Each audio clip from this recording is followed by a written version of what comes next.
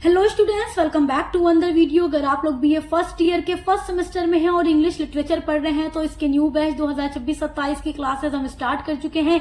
और ये जो क्लास है डॉक्टर भीमराव अंबेडकर यूनिवर्सिटी के बच्चों के लिए है, क्योंकि उनके यूनिट नंबर 1 में इंग्लिश लिटरेचर में द महाभारत बाई वेद व्यास का एक एपिसोड एकलव्य दिया गया है, जिसके बारे में मैं आज आप लोगों को पढ़ाने वाली हूँ। तो पूरी एकलव्य की स्टोरी आज हम इस वीडियो में जानेंगे, क्योंकि ये टॉपिक आपके एग्जाम के लिए इम्पोर्टेंट है, यहाँ से क्वेश्चन बन जाता है। तो महाभारत में देखिए एकलव्य की जो कहानी है अद्वितीय गुरु भक्ति, आत्मसमर्पण और एकलव्य की असाधारण धनुर्विद्या का प्रतीक है। महाभारत में ये जो प्रसंग है एकलव्य उनकी लगन और गुरु द्रोणाचार्य द्वारा अर्जुन को दिए गए वचन से टकराव की कहानी है, जिसमें एकलव्य नाम के लड़का की स्टोरी है जो कि तीरंदाजी सीखना चाहता है और वो गुरु द्रोणाचार्य से ही सीखना चाहता है, जो कि केवल क्षत्रिय राजकुमारों को ही शिक्षा देते हैं। तो आप देखिए इस पूरी स्टोरी को हम जानेंगे। चलिए पूरी कहानी को स्टार्ट करते हैं। देखिए एकलव्य जो है वो निषाद समुदाय के राजा का बेटा है एकलव्य, और बचपन से ही उसे धनुष बाण चलाने का बहुत ही ज्यादा शौक था।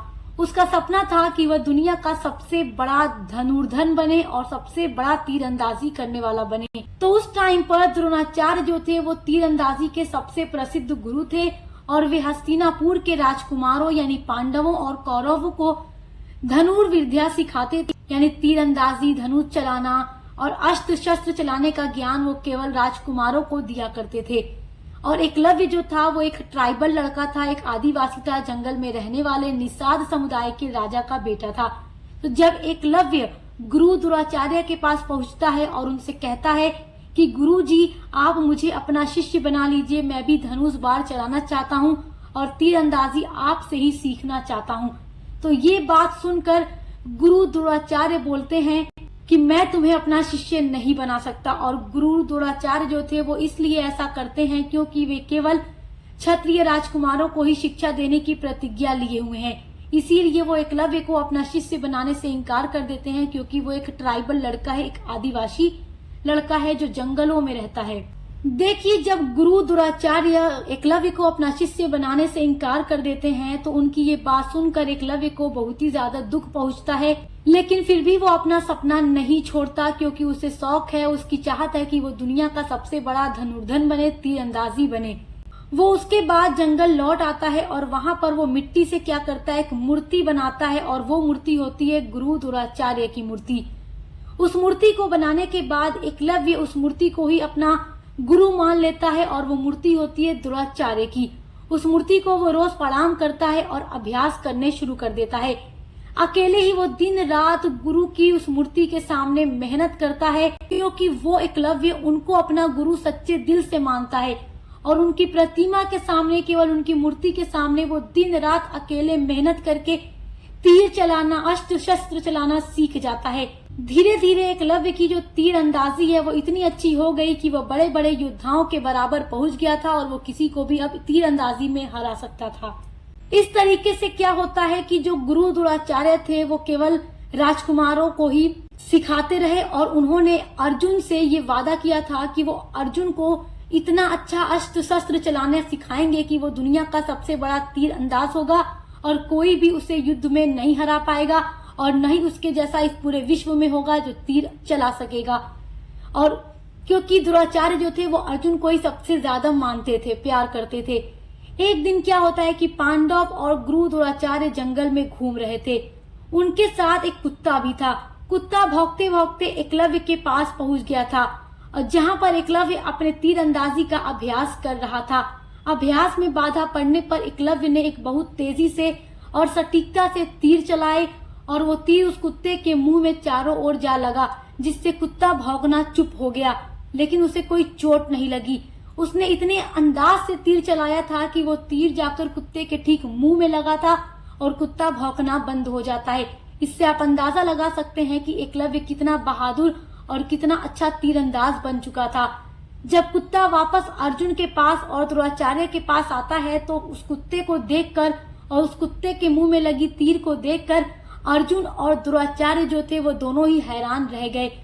उन्होंने सोचा कि आखिर इतना अच्छी तीरंदाजी कौन कर सकता है। ये चीज देखकर गुरु द्रोणाचार्य थोड़ा हैरान रह जाते हैं, इसलिए कि आखिर उन्होंने वादा किया है अर्जुन से कि उससे अच्छा तीरंदाजी इस विश्व में कोई नहीं हो सकता। तो जब अर्जुन कहता है कि ये क्या गुरु, ये ऐसा कौन है जो मुझसे भी महान धनुर्धर हो सकता है? आपने तो कहा था कि इस दुनिया का सबसे महान धनुर्धर मैं ही होऊंगा और मेरे जैसा तीर कोई नहीं चला सकता। तो इस तरीके से क्या होता है कि अर्जुन और गुरु द्रोणाचार्य खोजते खोजते एकलव्य तक पहुंच गए। जब वो लोग एकलव्य को खोजते खोजते उसके पास पहुंचते हैं तो गुरु जी ने एकलव्य से पूछा कि बताओ लड़के, तुम्हारा गुरु कौन है?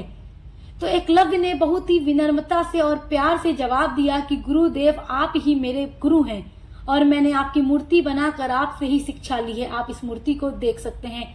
एकलव्य की ये बात सुनकर गुरु द्रोणाचार्य के मन में एक ख्याल आया कि उन्होंने अर्जुन से एक वादा किया था कि वे उसको संसार का सबसे श्रेष्ठ, सबसे शक्तिशाली धनुर्धर बनाएंगे और उसके मुकाबले में कोई धनुष चलाने वाला नहीं होगा। अगर एकलव्य की कला इसी तरीके से बढ़ती रही तो वो अर्जुन से भी आगे निकल सकता है। इस चीज का डर अब गुरु के मन में पैदा हो गया। तब द्रोणाचार्य ने कहा, यदि मैं तुम्हारा गुरु हूँ तो क्या तुम मुझे गुरु दक्षिणा नहीं दोगे? क्या तुम अपने गुरु को दक्षिणा नहीं दोगे? गुरु की ये बात सुनकर एकलव्य बहुत खुश हो जाता है और कहता है कि गुरुदेव, आप जो चाहे मांग लीजिए, मैं तो आपके लिए अपना कुछ भी कुर्बान कर सकता हूँ, क्योंकि मैं सच्चे दिल से आपको अपना गुरु मान चुका हूँ और मैंने आपकी मूर्ति के ही सामने दिन रात अभ्यास करके ये तीरंदाजी सीखी है। तो द्रोणाचार्य ने कहा, ठीक है, मैं तुमसे गुरु दक्षिणा के रूप में तुम्हारे दाहिने हाथ का अंगूठा मांगता हूँ। ये सुनकर एकलव्य को थोड़ा भी हैरानी नहीं हुई। उसने बिना विरोध किए तुरंत ही अपने दाएं हाथ का अंगूठा काटकर द्रोणाचार्य के चरणों में पेश कर देता है। ये देखकर सभी लोग आश्चर्यचकित रह गए। अंगूठा कट जाने के बाद उसकी तीरंदाजी पहले जैसी नहीं रही, क्योंकि उस समय धनुष चलाने में अंगूठे की बहुत बड़ी भूमिका होती थी। और ऐसा द्रोणाचार्य ने एकलव्य से इसलिए कहा था क्योंकि वो नहीं चाहते थे कि अर्जुन से ज्यादा महान श्रेष्ठ धनुर्धर कोई और बने, क्योंकि उन्हें शक हो गया था और उन्हें इस बात पर यकीन भी हो गया था कि अगर इसका अंगूठा न लिया जाए तो ये अर्जुन से भी आगे निकल जाएगा और ये किसी को भी हराने में माहिर हो जाएगा। तो इसलिए वो उसके दाहिने हाथ का अंगूठा मांग लेते हैं और एकलव्य एक पल भी कुछ नहीं सोचता, अपने दाहिने हाथ का अंगूठा काट कर वो गुरु के चरणों में पेश कर देता है। So my dear students, I hope कि आज के वीडियो का टॉपिक एकलव्य की जो स्टोरी है वो आपको बहुत अच्छे से समझ आ गई होगी। इसके आगे की वीडियोस को देखने के लिए चैनल को सब्सक्राइब जरूर करिएगा, ताकि आप लोग अपने हर एक यूनिट को डिटेल में पढ़कर एग्जाम की तैयारी करते रहें। अच्छे से पढ़ाई करते रहिए। Best of luck. अब मिलते हैं अगली वीडियो के साथ।